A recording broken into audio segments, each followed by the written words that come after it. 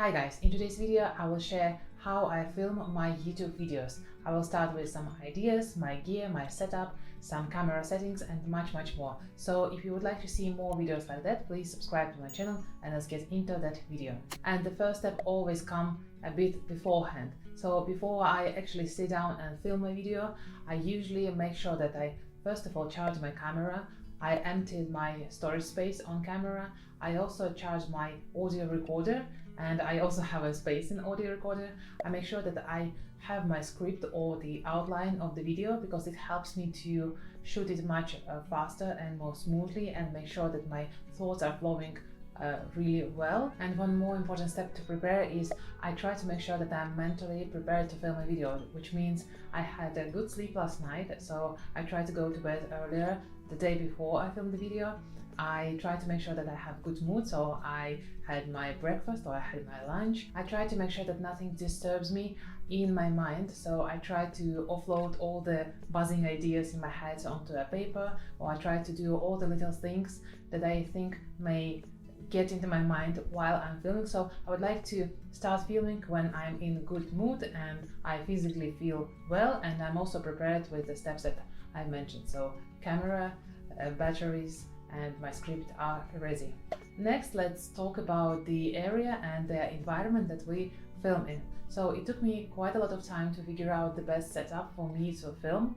So previously I tried to film just in front of the wall and the image looked too plain and not really interesting. I know that it's not too much going on my background, so I know that it's not really ideal, but it's something that is working for me at the moment. In general, I am a firm believer that you have to start with something that you already have and just to try and find the best possible option with what you currently have. So if the only place where I could film my video was just a background, a white wall, I would still do it because that's how I actually started filming my YouTube videos. And then I thought that okay, I can actually move a little bit out closer to the frame and a bit further from the background so that I have some more space around me, and I also can show a little bit of my interior here because that's something that adds more personality to my videos. For example, if this is an educational type of content that you are creating, then it may be some sort of diplomas or maybe some books related to your topic, or if it's something about the cooking, of course it will be more of a kitchen that you would like to show. So it really depends on the topic and the style of the videos that you would like to shoot, but it's definitely worth experimenting and trying different angles, different setups, maybe on different days, because while you are recording, while you are editing your video, you will see some areas you would like to change, to improve, maybe to emphasize more in your area. But there are several tips that I think would work for most of the channels, and this is trying to remove all the unnecessary things from the side of the camera. So for me, for example, this area is the area where my daughter plays with different games and reads books. So my routine before filming the video is to just make sure that those items are not in the side of the camera. So I just tidy up the whole space, or we spend a lot of time on the couch here reading and just sitting and having our meals, and I try to make sure that it's not crowded with all the crumbs and everything, because this is usually a very busy area. So I clean it up to ensure that the most of the focus is still on me, the person talking to you guys. And step number 3 is, while I'm searching for the place to shoot the video, I also check the lighting setup. I am checking how this area is lit by different types of lights, and I'm usually using 2 or 3 lights depending on the situation. The main light, or the key light, is the light that gives most of the lightness of the scene, and for me it's the ring light, which is located right here, not directly in front of me but a bit on the side and a bit up, so that I get a little bit of the shadow on one side of my face. And this gives a bit more of a 3D view, not as flat as if that light would be just in front of me. So the strongest light is coming from the ring light that I'm having in front of me.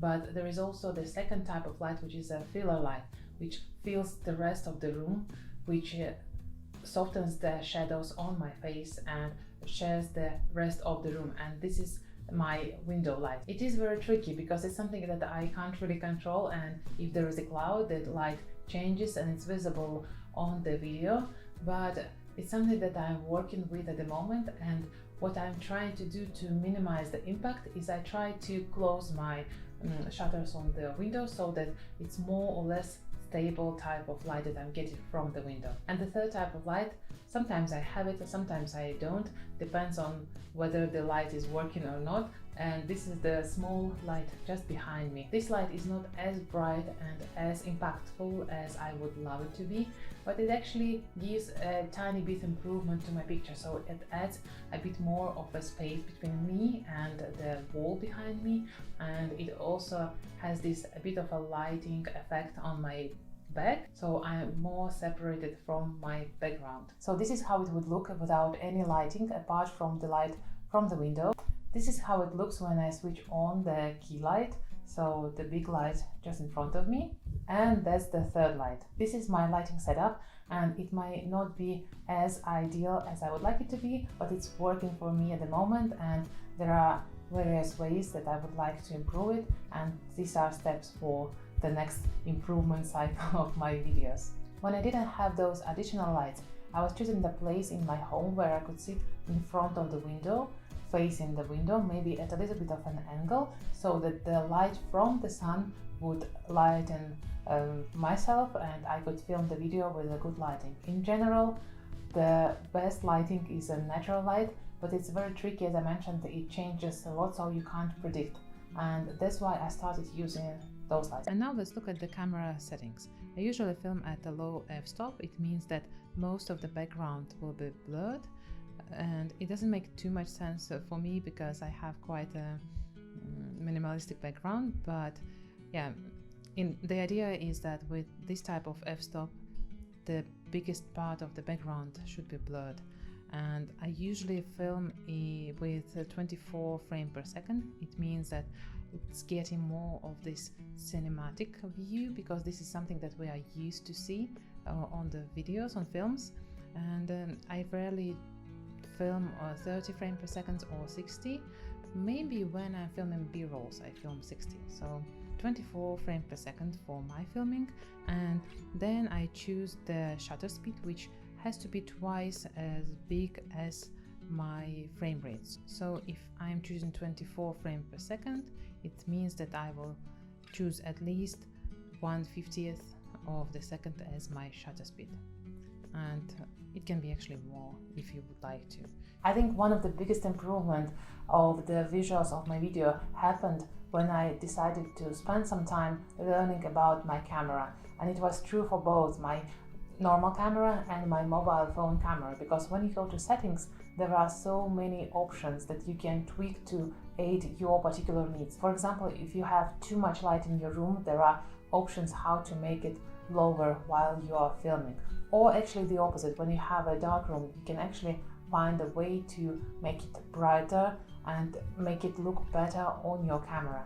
It also really depends on your lens, so make sure that you study how your lens works, and this time that you spend understanding your lens, your camera and your setup actually will pay off in the long run, because in the future you will be able to change and tweak settings as you need and understand how to do it quickly in a new setup, for example.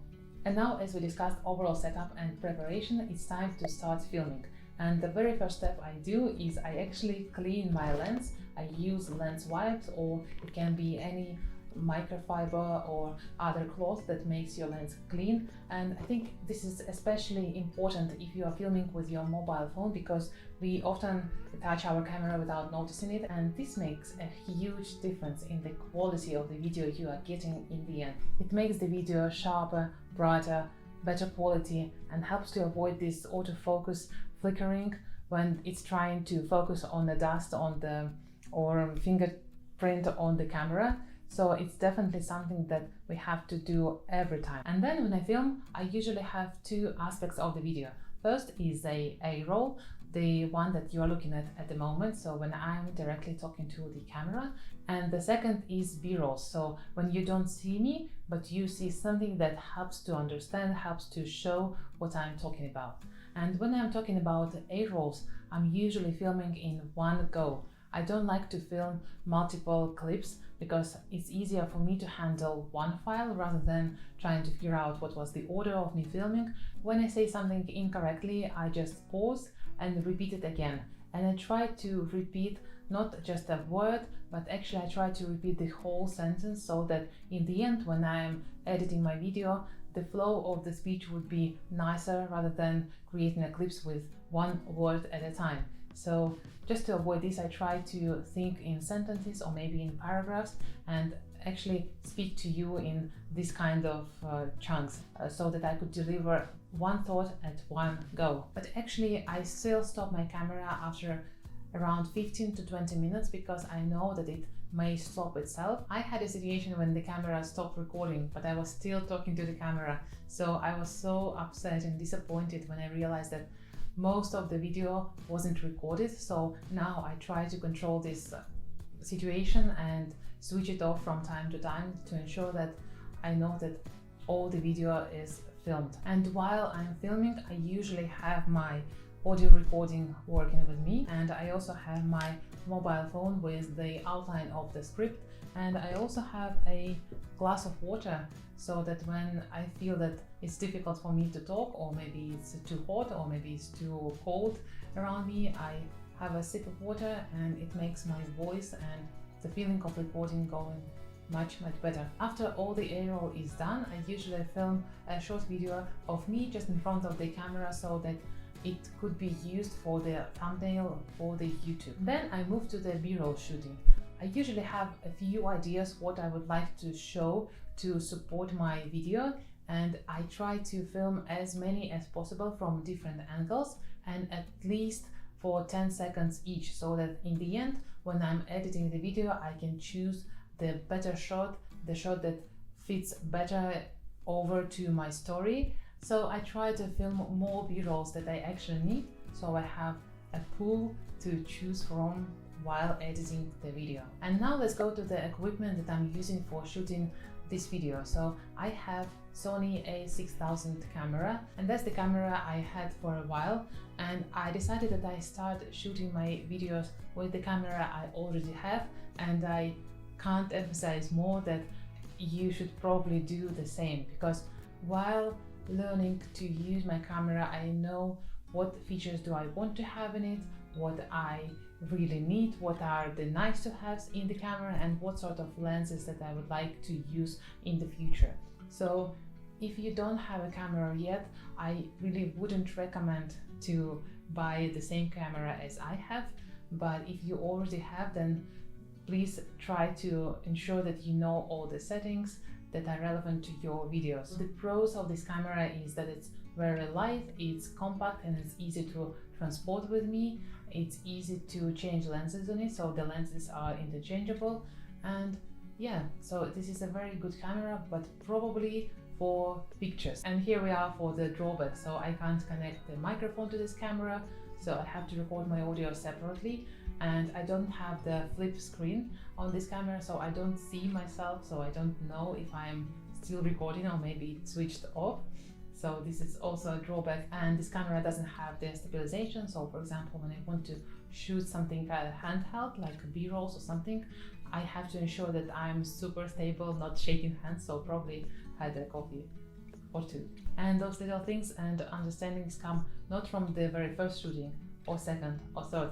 They actually come while you are using your camera and exploring its potential. And when you feel that the potential is limited to comparing to what you want, then it's time to upgrade. And now I have a list of features that I would like to have in the next camera. The next one is lens, and this is a very big topic that can be a separate video or actually multiple separate videos. So I'm using Sigma 16 with 1.4 f-stop, and this is a very good lens which I like. I know it's a bit too wide for the videos that I'm shooting. So for example, you are seeing too much of the exterior, but it's good with me, and I like to make pictures with it, and I'm using it for filming as well.